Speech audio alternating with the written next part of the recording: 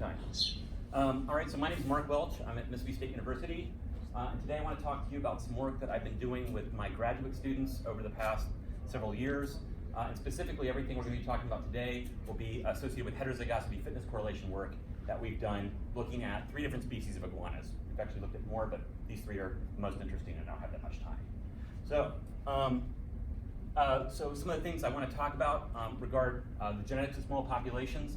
I'm going to be focused on small, healthy populations. These are ones that are viable. These are normally small populations. So I'm really interested in how inbreeding affects naturally healthy populations. How does it regulate population dynamics under normal circumstances? What are the limitations, that sort of thing. So, in smaller populations, drift, of course, plays a stronger role. And one of the things that you can get is inbreeding depression. And so as a result of the population continuously exposing genetic load and having individuals receive lower fitness as a result of that, selection's going to be removing those individuals from the population, and as a result may be less efficient at helping beneficial alleles of small positive effect increase in frequency as well. So these sorts of things are going to be happening in these small natural populations. All right, so why iguanas? I think iguanas, these Caribbean iguanas particularly make a really good potential model system for looking at this sort of thing. So so this is Cyclura carinata, this is Turks and Caicos rock iguana. That's an actual biologist in the field with a Turks and Caicos rock iguana. We're not just a genetics lab, but this is the Caicos bank and this is the Turks bank. These 2 banks were actually 2 large islands back during the last glacial maximum. So these were potentially 2 very large populations of iguanas. And now they're small populations of iguanas, right? So just like on continental land masses where you and I and all of our species have like restricted populations to these small island habitats, well, this happened to these guys about 15,000 years ago. So I think they make a really cool model system for looking at how populations can survive population restriction. All right, so bad news. The species is only found in about 5% of its historic range because these big islands are where people live and we bring things like rats, cats, donkeys, cows. Yes, there are feral cow populations on these islands, and which is actually kind of scary. Okay, but these red islands are islands where there's good healthy populations. There are other islands where there's good healthy populations. These were the ones we sampled from. And so one of the things that's also important about this some of these species is that these rock iguanas have very low overwater dispersal rates.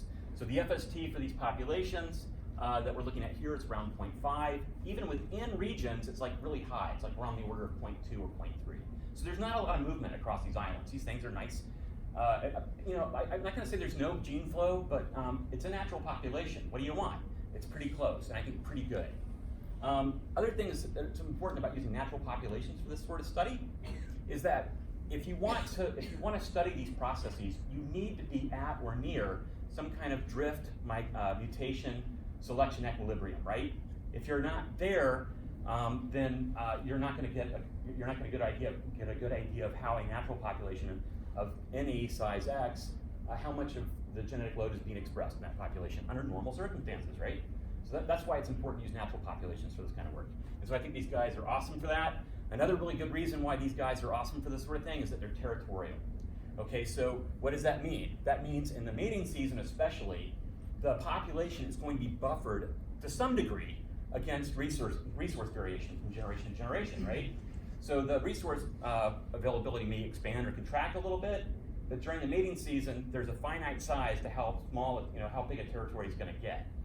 And I think this is going to give some buffering to that. So I'm going to throw that out there as another good reason why iguanas could make a really good study system for this sort of thing. All right. Let's see. So with these guys,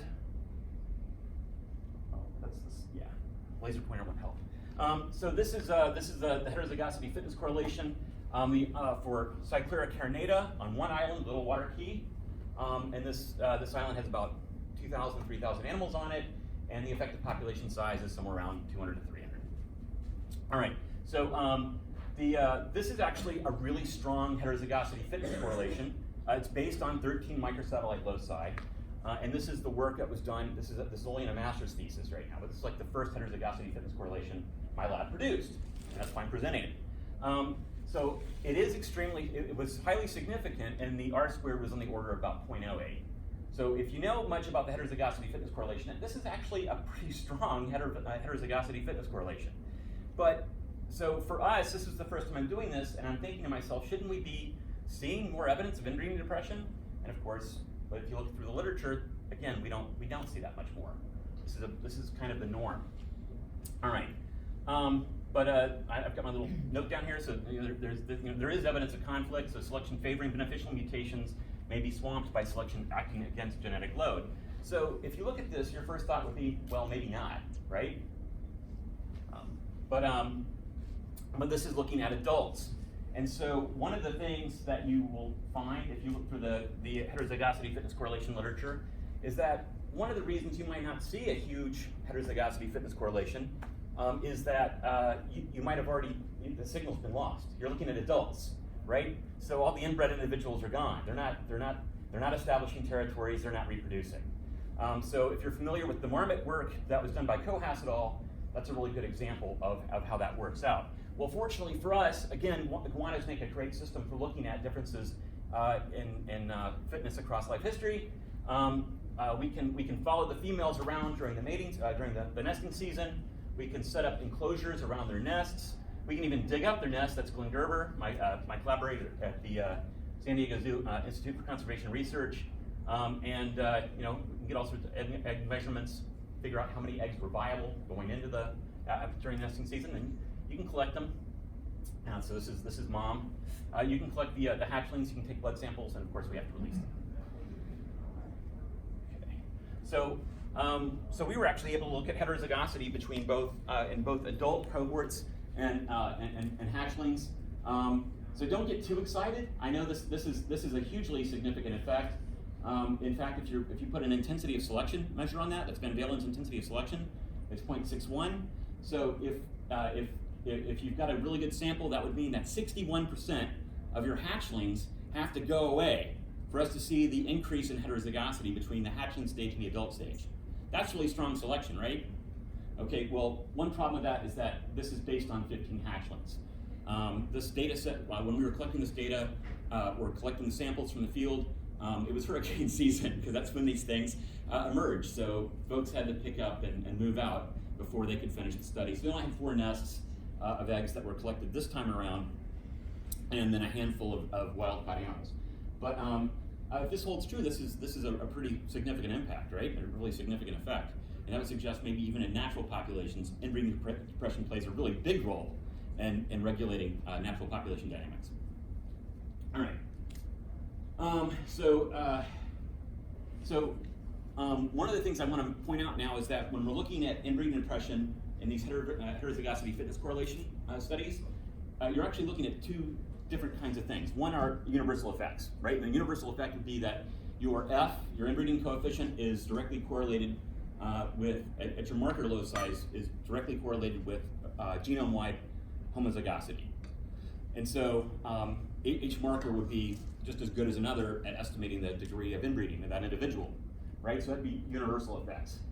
And then local effects is that your marker is actually functioning, or it's in strong linkage disequilibrium with part of the genetic load, right?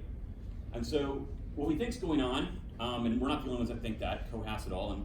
And others would say the same thing, is that the universal effects are taking hold at an early stage. And so what you might be looking at when you see these weaker heterozygosity fitness correlations in the adults are these local effects, right? Well, Shulkin actually provided a test for that, and our population meets that expectation. So this heterozygosity fitness correlation here, if you look at a locus by locus effect, it explains more of the variation in the system, and so we think we've got evidence of local effects in Cyclura carinata, the Turks and Caicos rocket one. Now, at the time, we were just happy. It's like, okay, fine, great. It's local effects.